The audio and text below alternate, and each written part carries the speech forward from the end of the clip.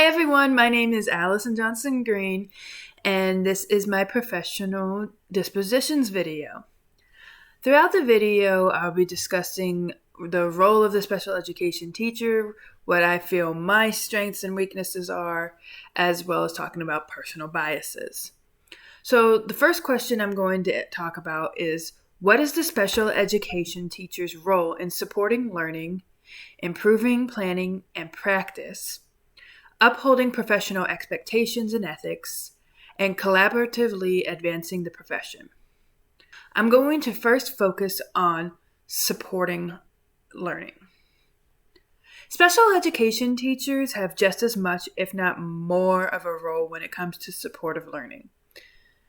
Special education teachers are often co-teachers in inclusive classrooms where they have to make sure that all students are capable of meeting their learning goals.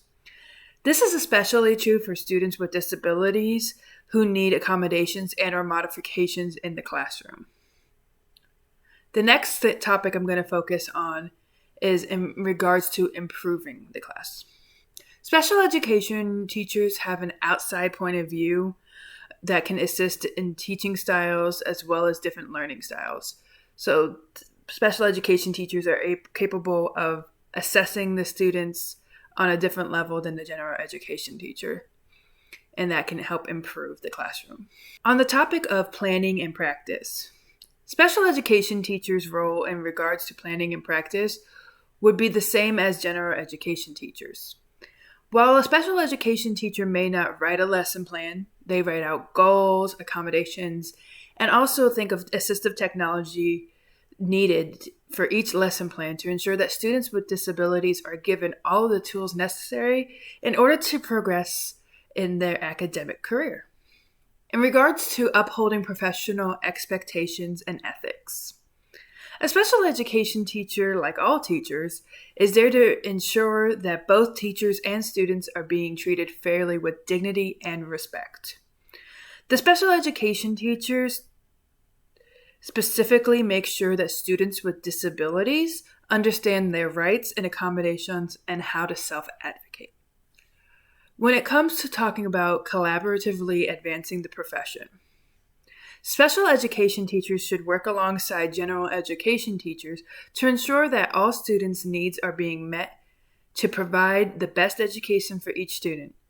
This means at times working together to improve the curriculum and make it more relevant to the students each year.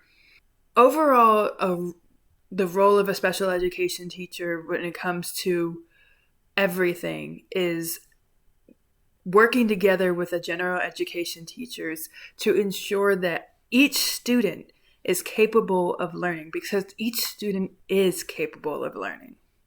A special education teacher is there to assure that assistive technology and modifications can be made to curriculums, and assistive technology is given out to students with disabilities to be able to ensure that they are understanding the material and able to continue on in their education. When it comes to my own dispositions, the next question that comes to mind is, what dispositions that you currently possess will help you become a successful teacher? This one is a bit of a tough question to answer. Mostly because I don't like to brag about myself. But the dispositions that I feel like I possess that help me be a teacher is that I feel that I'm able to adapt to change very easily, and that my ability to adapt allows me not to be afraid to ask questions when I don't understand. And I ask questions when I don't know things. This also includes asking students to explain speaking mannerisms and other things that may seem like distraction in class. While in this manner, I'll ask a student, why do you like doing this? I mainly ask because if a student needs some type of fidget or some type of assistive technology, to assist with concentrating, I can go through a large variety of options for them that they can choose from that are more school appropriate. But a way that I have asked a student questions in my personal career actually is when I hear new slang terms. And it can come off as kind of scary because some of the terms they use now are terms that were negative when growing up with me personally. So I always like to ask what they mean when they say something, so that way I understand their intent. I'm not too proud to apologize when I'm wrong, and I often am. And this includes interactions with students. So if I am interacting with a student and they tell me that they felt that I've offended them, I'm not too proud to tell them that I am sorry that what I have done may have offended them. But I also want to ensure that they understand that it's a mutual respect thing. But I'm also not afraid to say I'm sorry I was wrong, when especially self-advocating or advocating to a student to self-advocate for themselves as well. Because as a special education teacher, you really don't know when you're going to be able to advocate correctly. Some people go on their guts, some people are strictly by the book, but sometimes by the book is not necessarily the correct thing for each student.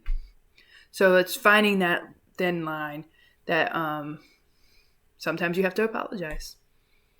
I'm very compassionate, and I always try to make sure I smile when students come in to make them feel welcome when entering the classroom. And I also try to make sure that each student feels important and worthy as they leave the classroom, because it's very important to me how a student enters your room and leaves your room should be on the same energy level.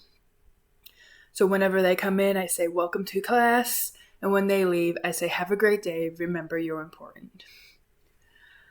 I'm also very patient and understanding, and I try to stay that way throughout all circumstances. The next question is, what dispositions do you need to work on before you enter the classroom as a first-year teacher?